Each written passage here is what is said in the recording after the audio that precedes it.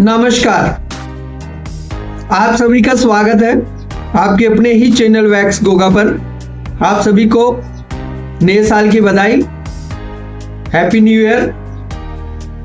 तो आज का टॉपिक सटिका पेन है।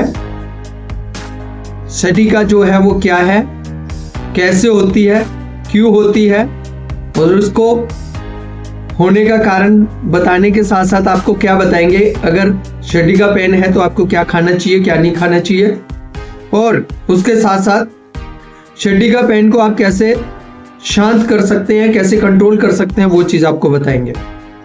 ज़्यादातर जो सबसे बड़ा रीज़न रहता है सटिका पेन होने का वो है L4 और L5 पर डिस्क जो होते हैं वो स्लिप हो जाने से या डिस्क पे कोई दबाव आ जाने से नस दबने लगती है, नस डिस्टर्ब होने लगती है।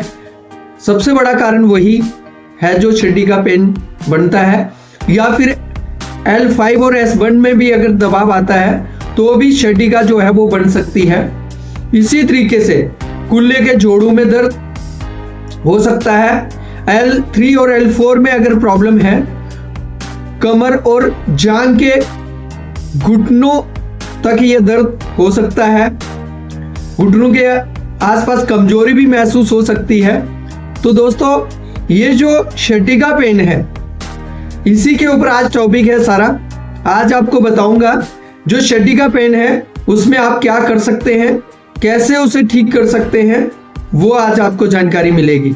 सटिका पेन जो है वो ज़्यादातर लोगों को आज हो रहा है क्योंकि हड्डियों का ही जो कमर की रीढ़ की हड्डी का जो बैलेंस है, जो उसके अंदर के डिस्क हैं, वो जो पदार्थ डिस्क हिल जाते हैं उसमें बहुत सारी नसें निकल रही होती हैं। वो जो नसें हैं वो एक लंबी नस जो है कमर से निकलकर पैर के तलवे से लेकर उंगलियों तक जाती है और उसी नस में जब कोई कमर से जब वो नस दबती है उसमें से किसी नस पे दबाव आता है और वो नस जो है वो आपको पाँव में झंझनाहट, जांघ में दर्द या फिर आपकी थाई में प्रॉब्लम, मटक जो पॉइंट रहता है उसमें जो है प्रॉब्लम, आपको दर्द महसूस हो सकता है।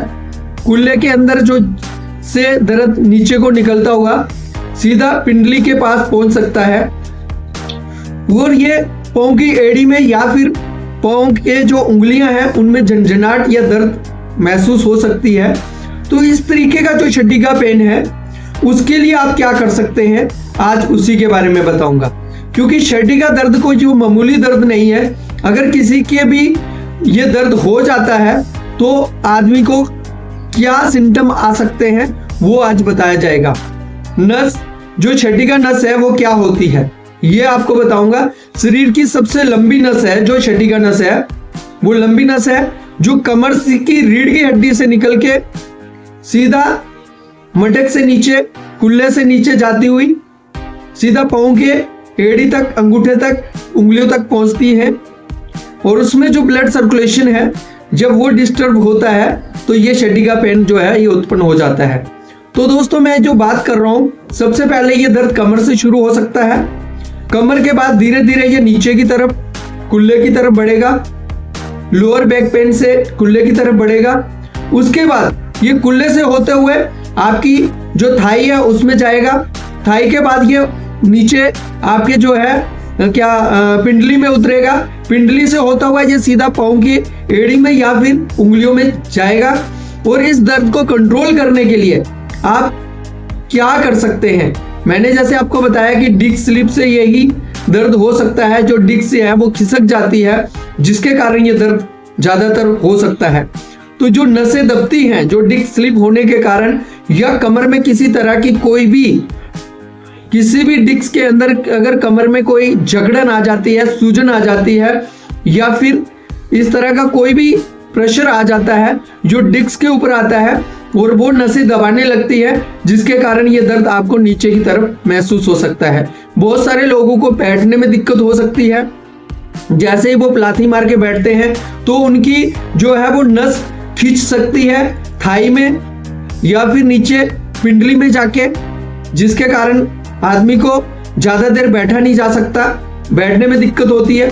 कुछ लोगों को खड़े होकर चलने में दिक्कत होती है, कुछ लोगों को उठने बैठने में दिक्कत होती है, चलने फिरने में कोई प्रॉब्लम नहीं होती, झुकने से दिक्कत होती है। सब लोगों को अलग अलग तरह के सिम्टम देखने को मिल सकते हैं। तो इसलिए दोस्तों मैं आपको ये बताना चाहूंगा कि अगर किसी को भी शटिका पेन है, उसको नॉर्मली जो है क्या करना चाहिए, बहुत ज्यादा एक्सरसाइज नहीं करनी चाहिए, बिना किसी के गाइड्स के एक्सरसाइज नहीं करनी चाहिए। जब तक आपके सामने कोई एक्सपर्ट एक्सरसाइज नहीं करवा रहा, तब तक आपको इसकी एक्सरसाइज नहीं करनी चाहिए। अगर कोई गलत एक्सरसाइज करते हो तो ये दर्द बढ़ भी सकता है। तो इसलिए दोस्तों, अगर आपकी कोई नस दबी है कमर की और आप उसे निकालना चाहते हैं, उसे नॉर्मल करना चाहते हैं, तो वो आप एक्सपर्ट के साथ मिलकर ही उसको नॉर्मल कर सकते हैं।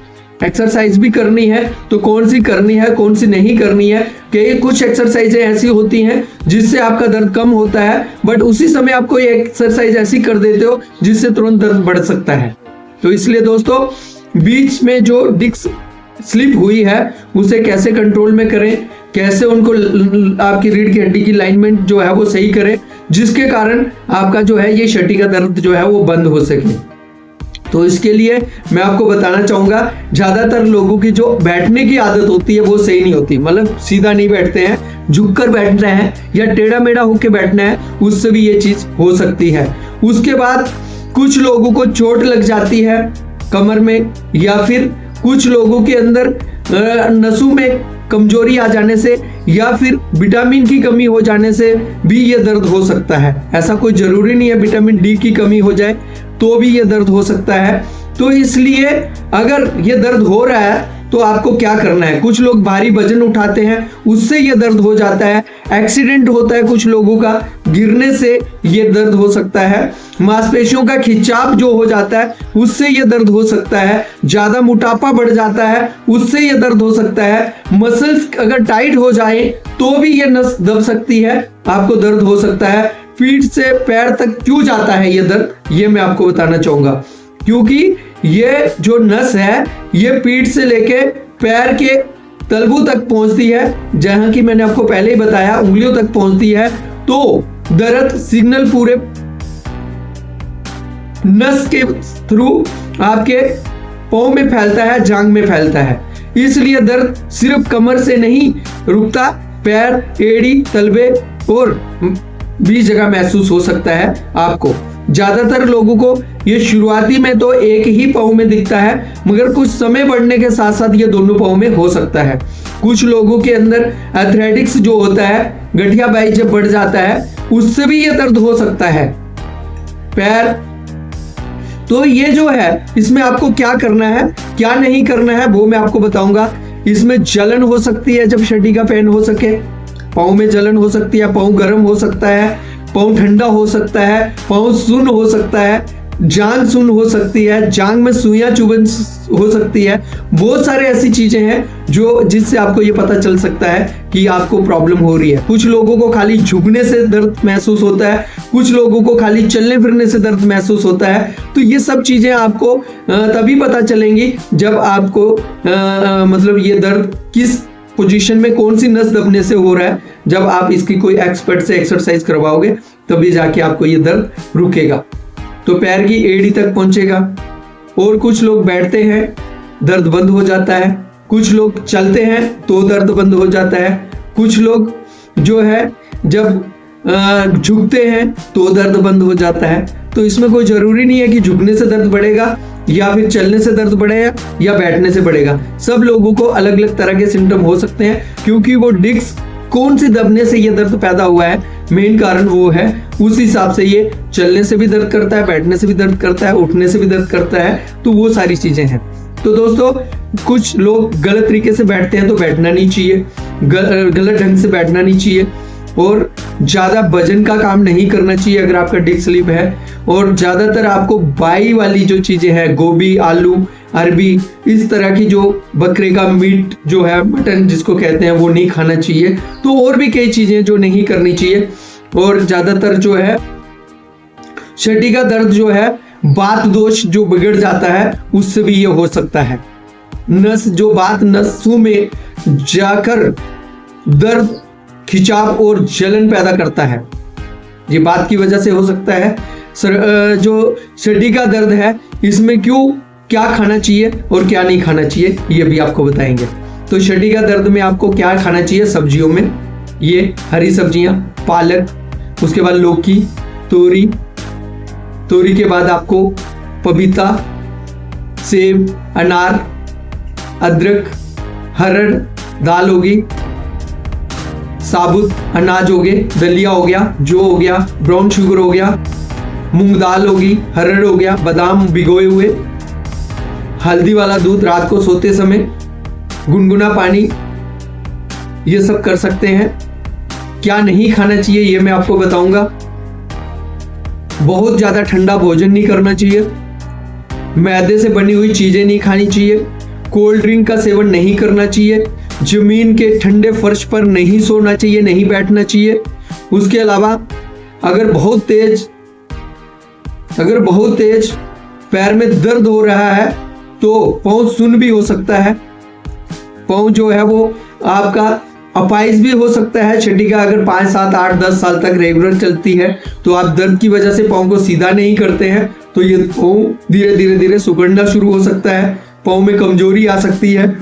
तो इसलिए दोस्तों टांग कमजोर हो सकती है। तो आपको छठी का पेन है तो आपको एक्सरसाइज जो है हल्की एक्सरसाइज आप कर सकते हैं किसी भी एक्सपर्ट की देखरेख में, और ये चीजें खाने पीने में आप परहेज कर सकते हैं। और डॉक्टर को जरूर दिखाएं अगर ये छठी का पेन आपका 10 से 12 दिन से ज्यादा चल रहा है और किसी भी तरीके से एक्सरसाइज हल्की फुल्की करने से या दवाई से नहीं रुक रहा तो आप इसको एक बार डॉक्टर को दिखाएं, फिजियोथेरेपिस्ट को दिखाएं, एक्यूप्रेशर वालों को दिखाएं, जो लोग इसे कंट्रोल कर सकते हैं। उसके अलावा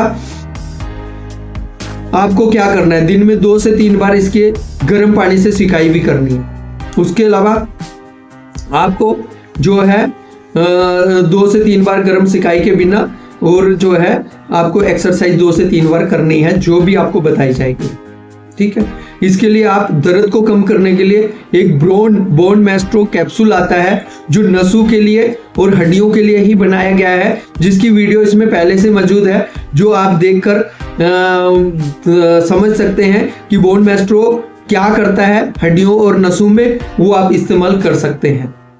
तो दोस्तों ये जो छठी का पेन है ये 99% आपका जो होता है वो डिस्क स्लिप होने से ही होता है। जब भी आपकी कमर की लोअर बैक में जाके L4, L5,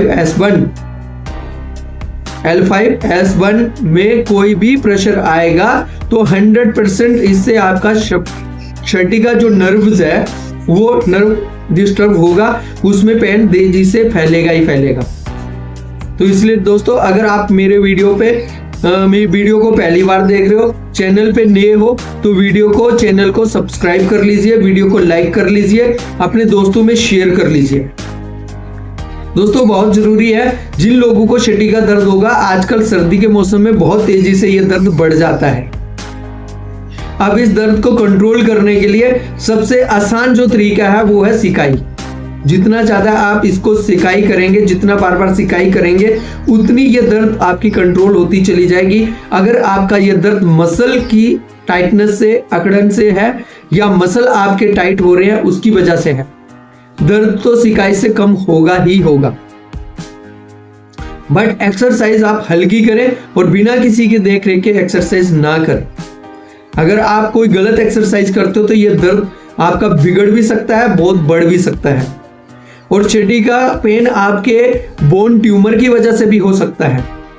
कुछ लोगों का जैसे जैसे बोन ट्यूमर जो है, कमर का ट्यूमर बढ़ता है, उससे भी डिस्क पे जोर पड़ता है, जिसके कारण डिस्क बाहर निकलने लगती है और नसें दबने लगती हैं। कुछ लेडीज का जब प्रेगनेंसी टाइम होता है तब पेट बढ़ता है तो भी ये आपका छठी का जो पेन है ये बढ़ सकता है। कुछ लोगों का पेट बड़ा हो जाने के कारण रीढ़ की हड्डी पे बहुत ज्यादा दबाव आता है, उससे जो है डिस्क के ऊपर जोर पड़ता है, डिस्क बाहर निकलती है तो छठी का नर्व जो है वो दबने लगती है, जिसके कारण जो है आपका दर्द बढ़ सकता है। और अगर किसी को भी छठी का पेन है तो वो एक बार संपर्क जरूर कर सकता है, एक्यूप्रेशर करवा सकता है। तो अगर उसे लगता है कि वो 2-4 विजिट लेकर एक्यूप्रेशर करवाना चाहता है तो छठी का पेन को कंट्रोल कर सकते हैं बिना किसी दवाई के भी और एक्सरसाइज से भी। आयुर्वेदिक दवाइयों को यूज करके भी इसे कंट्रोल किया जा सकता है। बट आपको जब भी शटिका पेन निकले, जब भी ये पेन शुरू हो, तब आपको दोबारा वही एक्सरसाइज करनी है जो आपको बताई गई है। जिन लोगों ने आज तक हम लोगों से एक्सरसाइज करवाई है और उनका शटिका पेन बिल्कुल ठीक है, वो लोग कमेंट करके जरूर बताएं।